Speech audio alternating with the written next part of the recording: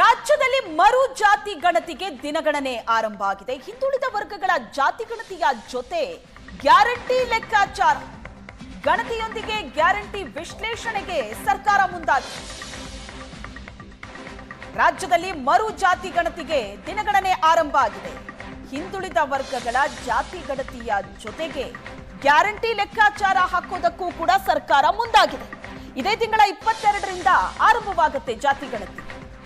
ಪ್ರಶ್ನಾವಳಿಯನ್ನ ಹಿಂದುಳಿದ ವರ್ಗಗಳ ಆಯೋಗ ರೆಡಿ ಮಾಡಿದೆ.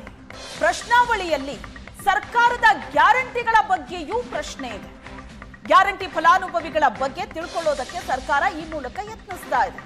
ಸರ್ಕಾರದಿಂದ ಪಡೆದ ಸವಲತ್ತುಗಳ ಬಗ್ಗೆಯೂ ಒಂದಷ್ಟು ಪ್ರಶ್ನೆಗಳಿದೆ. ಅದರಲ್ಲಿ ಪ್ರಶ್ನಾವಳಿಯನ್ನ ಹಿಂದುಳಿದ ವರ್ಗಗಳ ಆಯೋಗ ಸಿದ್ಧಪಡಿಸಿದೆ. ಈ ಪ್ರಶ್ನಾವಳಿಯಲ್ಲಿ ಸರ್ಕಾರದ ಗ್ಯಾರಂಟಿಗಳ ಬಗ್ಗೆಯೂ ಒಂದಷ್ಟು ಪ್ರಶ್ನೆ ಇದೆ. ಸರ್ಕಾರದಿಂದ ಪಡೆದ ಸವಲತ್ತುಗಳ ಬಗ್ಗೆ ಪ್ರಶ್ನೆ ಕೇಳಲಾಗುತ್ತೆ. ಸರ್ಕಾರದ ಸವಲತ್ತು ಅನ್ನೋ ಪ್ರಶ್ನೆಯಲ್ಲಿ ಗ್ಯಾರಂಟಿಗಳ ಸೇರ್ಪಡೆ ಆಗಿದೆ. ಅದರ ಬಗ್ಗೆ ಕೂಡ ಪ್ರಶ್ನೆಗಳಿದೆ. ಸರ್ಕಾರದಿಂದ ಪಡೆದ ಸವಲತ್ತುಗಳ ಬಗ್ಗೆ ಚರ್ಚೆ. ಗಣತಿಯಲ್ಲಿ 24 ಆಯ್ಕೆಗಳನ್ನ ಆಯೋಗ ನೀಡಿದೆ. ಒಂದೇ ಕಲ್ಲಿಗೆ 2 ಹಕ್ಕಿ ಹೊಡೆಯೋದಕ್ಕೆ ಸರ್ಕಾರ ಯೋಚನೆ ಮಾಡ್ತಾ ಇರೋದು. ಒಂದ್ ಕಡೆ ಜಾತಿ ಗಣತಿ, ಮತ್ತೊಂದು ಕಡೆ ಬಹಳ ಪ್ರಮುಖವಾದ ಗ್ಯಾರಂಟಿ ಯೋಜನೆ ಸರ್ಕಾರದ್ದು. ಅದರ ಬಗ್ಗೆ ಏನಿದೆ ಜನರ ಉತ್ತರ ತಿಳ್ಕೊಳ್ಳುವಂತಹ ಪ್ರಯತ್ನಕ್ಕೆ ಸರ್ಕಾರ ಮುಂದಾಗಿದೆ. ಈ ಬಗ್ಗೆ ಹೆಚ್ಚಿನ ಡೀಟೇಲ್ಸ್ ಕೊಡ್ತಾರೆ ನಮ್ಮ ಪ್ರತಿನಿಧಿ ಮಾರುತೇಶ್ ಇದ್ದಾರೆ ಸಂಪರ್ಕದಲ್ಲಿ. ಮಾರುತೇಶ್, ಒಂದ್ ಕಡೆ ಜಾತಿ ಗಣತಿ, ಮತ್ತೊಂದು ಕಡೆ ಗ್ಯಾರಂಟಿ ಬಗ್ಗೆ ಜನಸಾಮಾನ್ಯರ ಉತ್ತರ ಏನು ಅಂತ ತಿಳ್ಕೊಳ್ಳೋದಕ್ಕೆ ಒಂದಷ್ಟು ಪ್ರಶ್ನೆಗಳು ಕೂಡ ರೆಡಿ ಆಗಿದೆ. ಸೊ ಈ ಜಾತಿ ಗಣತಿಯನ್ನ ಯಾವ ರೀತಿ ಮಾಡೋದಕ್ಕೆ ಹೊರಟಿದೆ, ಅದರಲ್ಲಿರುವಂತಹ ಗ್ಯಾರಂಟಿಗಳ ಪ್ರಶ್ನೆಗಳು ಏನೇನಿದೆ? ಶ್ವೇತಾ, ಇದೇ ಸೆಪ್ಟೆಂಬರ್ 22ನೇ ತಾರೀಕಿನಿಂದ ಜಾತಿ ಗಣತಿ ಆರಂಭ ಆಗ್ತಾ ಇದೆ. ಈಗಾಗಲೇ ಪ್ರಶ್ನಾವಳಿಗಳನ್ನು ಕೂಡ ಸಿದ್ಧಪಡಿಸಲಾಗಿದೆ. ಸುಮಾರು 60 ಪ್ರಶ್ನೆಗಳ ಮೂಲಕ ಉತ್ತರವನ್ನು ಪಡೆಯುವಂತಹ ಒಂದು ಪ್ಯಾಟರ್ನ್ ಕೂಡ ರೆಡಿಯಾಗಿದೆ. ಅದರಲ್ಲಿರುವಂಥ ಮಾಹಿತಿಯ ಪ್ರಕಾರ ಅಂದರೆ ಸರ್ಕಾರದಿಂದ ಯಾವ್ಯಾವ ಸವಲತ್ತುಗಳನ್ನು ಪಡೀತಾ ಇದ್ದಾರೆ ಅನ್ನುವಂಥದ್ದನ್ನು ತಿಳಿದುಕೊಳ್ಳೋದರ ಭಾಗದಲ್ಲಿ ಸುಮಾರು 24 ಆಯ್ಕೆಗಳನ್ನು ಆಯೋಗ ಕೊಟ್ಟಿದೆ. ಅದರಲ್ಲಿ 5 ಗ್ಯಾರಂಟಿಗಳು ಕೂಡ ಸೇರ್ಪಡೆಯಾಗಿದ್ದಾವೆ. ಅಂದರೆ ಗ್ಯಾರಂಟಿಗಳ ಬಗ್ಗೆ ಜನರ ಬಳಿ ಯಾವ ಅಭಿಪ್ರಾಯ ಇದೆ, ನೈಜ ಫಲಾನುಭವಿಗಳು ಯಾರು, ಫೇಕ್ ಫಲಾನುಭವಿಗಳು ಯಾರಿದ್ದಾರೆ, ಇದೆಲ್ಲವನ್ನು ಕೂಡ ಪತ್ತೆ ಮಾಡಬಹುದು. ಇದರ ಜೊತೆಗೆ ಗ್ಯಾರಂಟಿಗಳ ಪರಿಷ್ಕರಣೆಗೆ ಸರ್ಕಾರದಲ್ಲಿ ಒಂದು ದೊಡ್ಡ ಮಟ್ಟದ ಒತ್ತಡ ಅಂತೂ ಇದ್ದೇ ಇದೆ.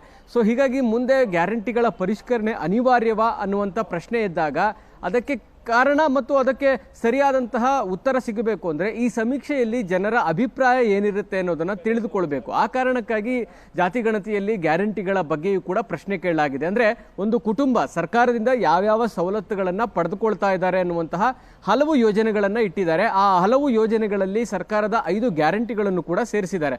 ಸಹಜವಾಗಿ ಗ್ಯಾರಂಟಿಗಳ ಬಂದಾಗ ಜನರ ಅಭಿಪ್ರಾಯವನ್ನು ಕೇಳೋದು, ಅದನ್ನು ರೆಕಾರ್ಡ್ ಮಾಡ್ತಾರೆ. ಹೀಗಾಗಿ ಕ್ಷೇತ್ರವಾರು ಜಾತಿವಾರು ಮಾಹಿತಿ ಕೂಡ ಸರ್ಕಾರದ ಬಳಿ ಇರುತ್ತೆ. ಅಂದರೆ ಯಾವ್ಯಾವ ಕ್ಷೇತ್ರದಲ್ಲಿ ಯಾವ್ಯಾವ ಜಾತಿಯವರು ಗ್ಯಾರಂಟಿಗಳನ್ನು ಪಡೀತಾ ಇದ್ದಾರೆ, ಇದರ ಜೊತೆಗೆ ಅವರ ನೈಜ ಅಭಿಪ್ರಾಯಗಳು ಏನಿದೆ ಗ್ಯಾರಂಟಿಗಳ ಬಗ್ಗೆ ಅನ್ನೋದನ್ನು ತಿಳಿದುಕೊಳ್ಳೋದಕ್ಕೆ ಸಹಾಯ ಆಗುತ್ತೆ. ಮುಂದೆ ಸ್ಥಳೀಯ ಸಂಸ್ಥೆಗಳ ಚುನಾವಣೆ ಇದೆ, BBMP ಚುನಾವಣೆ ಇದೆ. ಸೊ ಈ ಎಲ್ಲ ಚುನಾವಣೆಗಳಲ್ಲೂ ಕೂಡ ಸರ್ಕಾರ ಈ ಗ್ಯಾರಂಟಿಗಳ ವಿಚಾರದಲ್ಲಿ ಏನು ತೀರ್ಮಾನವನ್ನು ತೆಗೆದುಕೊಳ್ಳೋದಕ್ಕೆ ಇದು ಸಹಾಯ ಆಗುತ್ತೆ. ಗ್ಯಾರಂಟಿಗಳಿಂದ ಜನರ ಜೀವನದಲ್ಲಿ ಬದಲಾವಣೆ ಆಗಿದೆಯಾ ಅಥವಾ ಸರ್ಕಾರ ಕೊಡಲಿ ಅನ್ನೋ ರೀತಿಯ ಅಭಿಪ್ರಾಯಗಳಿದೆಯಾ, ಗ್ಯಾರಂಟಿಗಳ ಬಗ್ಗೆ ಇರುವಂಥ ನೈಜ ಅಭಿಪ್ರಾಯವನ್ನು ಕೂಡ ಈ ಸಮೀಕ್ಷೆ ಮೂಲಕ ತಿಳಿದುಕೊಳ್ಳುವಂಥ ಪ್ರಯತ್ನವನ್ನು ಸರ್ಕಾರ ಮಾಡ್ತಾ ಇದೆ. ಹಾಗಾಗಿ ಹಿಂದುಳಿದ ವರ್ಗಗಳ ಆಯೋಗ ಈಗ ಪ್ರಕಟ ಮಾಡಿರುವಂಥ ಪ್ರಶ್ನಾವಳಿಯಲ್ಲಿ ಗ್ಯಾರಂಟಿಗಳ ಅಂಶವನ್ನು ಸೇರಿಸಿರೋದು ಈಗ ಗ್ಯಾರಂಟಿಗಳ ಒಂದು ರೀತಿ ಲಿಟ್ಮಸ್ ಟೆಸ್ಟ್ ಅಂತಾರಲ್ಲ, ಆ ರೀತಿ ಆಗುತ್ತೆ. ಯಾಕಂದರೆ ಗ್ಯಾರಂಟಿಗಳ ಬಗ್ಗೆ ಜನಾಭಿಪ್ರಾಯವನ್ನು ತಿಳಿದುಕೊಳ್ಳೋದು ಅತ್ಯಂತ ಮುಖ್ಯವಾದ್ದು. ಯಾಕಂದರೆ ಲೋಕಸಭಾ ಚುನಾವಣೆಯಲ್ಲಿ ಕಾಂಗ್ರೆಸ್ ಸರ್ಕಾರ ಅಂದ್ಕೊಂಡಿತ್ತು ಗ್ಯಾರಂಟಿಗಳನ್ನು ಕೊಟ್ಟಿರುವ ಕಾರಣಕ್ಕಾಗಿ ನಾವು ಹೆಚ್ಚಿನ ಸೀಟ್ಗಳನ್ನು ಗೆಲ್ತೀವಿ ಅಂತ. ಆದರೆ ಅದು ನಿರೀಕ್ಷೆ ಸುಳ್ಳಾಯಿತು. ಕೇವಲ 9 ಸ್ಥಾನಕ್ಕೆ ಮಾತ್ರ ಕಾಂಗ್ರೆಸ್ ತೃಪ್ತಿ ಪಡಬೇಕಾಯಿತು. ಅಂದರೆ ಗ್ಯಾರಂಟಿಗಳ ಇಂಪ್ಯಾಕ್ಟ್ ಮತ್ತು ಗ್ಯಾರಂಟಿಗಳಿಂದಾಗಿ ಜನ ನಮಗೆ ವೋಟ್ ಹಾಕ್ತಾ ಇದ್ದಾರಾ ಇಲ್ವಾ ಅನ್ನೋದನ್ನು ಒಂದು ಹಂತದಲ್ಲಿ ಲೋಕಸಭಾ ಚುನಾವಣೆಯಲ್ಲಿ ಕಾಂಗ್ರೆಸ್ಗೆ ಅರ್ಥ ಆಗಿದೆ. ಈಗ ಸ್ಥಳೀಯ ಸಂಸ್ಥೆಗಳ ಚುನಾವಣೆಯ ಮುಂಬರ್ತಾ ಇರೋ ಹಿನ್ನೆಲೆಯಲ್ಲಿ ಈ ಅಭಿಪ್ರಾಯ ಕಾಂಗ್ರೆಸ್ಗೆ ಒಂದು ದೊಡ್ಡ ಒಂದು ಇನ್ಪುಟ್ ಸಿಕ್ಕಂಗಾಗುತ್ತೆ. ಅಂದರೆ ಜನರ ಅಭಿಪ್ರಾಯದಲ್ಲಿ ಯಾವ ರೀತಿಯಾದಂತಹ ಗ್ಯಾರಂಟಿಗಳ ಬಗ್ಗೆ ಇರತಕ್ಕಂಥ ಅಭಿಪ್ರಾಯ ಏನು, ಇದನ್ನು ಒಪ್ತಾ ಇದ್ದಾರಾ ಇಲ್ವಾ, ಅಥವಾ ಇದರಿಂದ ಆಗಿರ್ತಕ್ಕಂಥ ಬದಲಾವಣೆಗಳೇನು, ಇದೆಲ್ಲವನ್ನು ತಿಳಿದುಕೊಳ್ಳೋದ್ರಿಂದ ಸರ್ಕಾರ ಎಚ್ಚೆತ್ಕೊಳ್ಳೋದಕ್ಕೂ ಒಂದು ಅವಕಾಶ ಇದೆ. ಮತ್ತು ಗ್ಯಾರಂಟಿಗಳ ಇಂಪ್ಯಾಕ್ಟನ್ನು ಅಧ್ಯಯನ ಮಾಡೋದ್ರಿಂದ ಮುಂದಿನ ದಿನಗಳಲ್ಲಿ ಪರಿಷ್ಕರಣೆ ಈ ಥರದ ವಿಚಾರ ಬಂದಾಗ ಈ ಅಂಕಿಅಂಶ ಮತ್ತು ಈ ಅಭಿಪ್ರಾಯಗಳನ್ನು ಕೂಡ ಗಣನೆಗೆ ತೆಗೆದುಕೊಳ್ಳೋದಕ್ಕೆ ಸಹಾಯ ಆಗುತ್ತೆ ಶ್ವೇತಾ. ಆ ನಿಟ್ಟಿನಲ್ಲಿ ಜಾತಿ ಗಣತಿಯ ಜೊತೆಗೆ ಗ್ಯಾರಂಟಿಗಳ ಅಭಿಪ್ರಾಯಕ್ಕೂ ಕೂಡ ಈಗ ಸರ್ಕಾರ ಸಂಗ್ರಹ ಮಾಡೋದಕ್ಕೆ ಮುಂದಾಗಿದೆ ಶ್ವೇತಾ. ಥ್ಯಾಂಕ್ ಯು ಮಾರುತೇಶ್, ನಿಮ್ಮೆಲ್ಲ ಡೀಟೇಲ್ಸ್ಗೆ.